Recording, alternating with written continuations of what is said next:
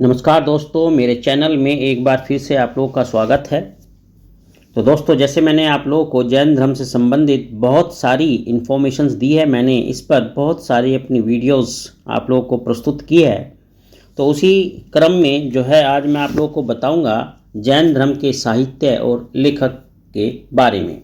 तो जैन धर्म का साहित्य और लेखक जो है किस तरीके से विकसित हुआ और इसकी क्या क्या खासियत रही, वो सारी चीज़ें मैं अपनी वीडियो में डिस्कस करूंगा। हो सकता है इस पर एक से ज़्यादा वीडियो जो है पॉसिबल हो, क्योंकि एक वीडियो में सारी इन्फॉर्मेशंस कलेक्ट कर पाना बड़ा मुश्किल हो जाता है।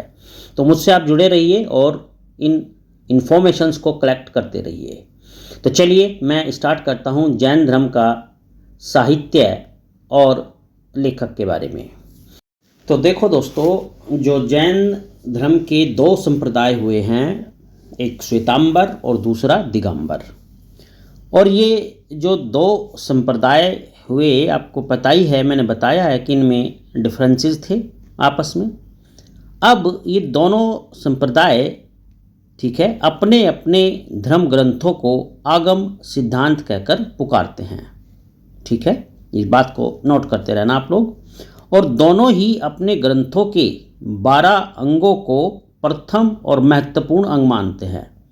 ठीक है, दोनों के दोनों। सिद्धांतों की संख्या 45 से 50 तक है। ध्यान नोट करना, कितनी है? 45 से लेकर 50 तक। 14 पर्वों में महावीर द्वारा प्रचलित सिद्धांत संग्रहित है और खुद महावीर जी ने ही उनको अर्ध मागधी प्राकृत भाषा में अपने शिष्यों तक पहुंचाया है। अब देखो दोस्तों, जो नोट करने वाली बात है वो मैं आपको बताता हूं कि जो जैन के प्राचीनतम ग्रंथ हैं, ठीक है, जैन के प्राचीनतम ग्रंथों को पूव पूव कहा जाता है।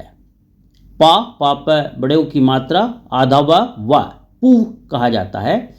श्वेतांबरों के सिद्धांत ग्रंथ, ठीक है, मेरी बात ध्यान से सुनना, श्वेतांबरों के जो सिद्धांत धर्म ग्रंथ हैं उनमें 12 अंग, 12 उपांग, 10 पैन, 7 छेद सूत्र, 4 मूल सूत्र, 1 नंदी सूत्र और 1 अन्नो गदर सूत्र शामिल हैं।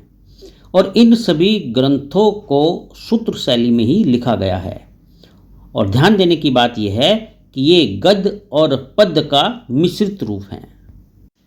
महावीर जी की मृत्यु के 200 वर्ष बाद एक जैन सभा पाटलिपुत्र में हुई।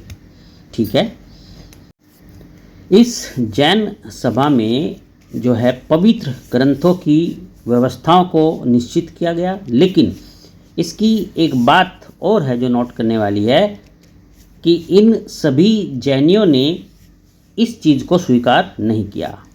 और जो अगला इम्पोर्टेंट पॉइंट है दोस्तों, वो है कि स्थांडिल ने, ध्यान देना इस बात पर, स्थांडिल ने मथुरा, नागार्जुन और वल्लभी में जैनियों के जो पुराने नियम थे उन्हीं को निश्चित करने का प्रयास किया। और ये जो कार्य संपूर्ण हुआ, ठीक है, ये 5वीं शताब्दी में दूसरी जैन सभा ने वल्लभी में सफलतापूर्वक किया। एक बात इसमें मैं और आपको बता देना चाहूँगा कि जो अर्ध मागधी में इस समय प्राप्त ग्रंथ हैं वो सब श्वेतांबर जैनों के हैं। ठीक है, इस पॉइंट को आप लोग नोट करना।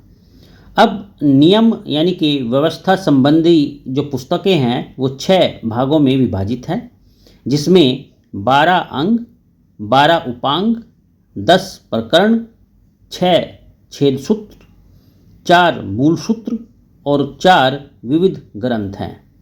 अंगों में कहानियों और थ्योरियों की सहायता से जैन सिद्धांतों की व्यवस्था की गई है। उनमें जैन मुनियों के आचार नियमों को भी निर्धारित किया गया है।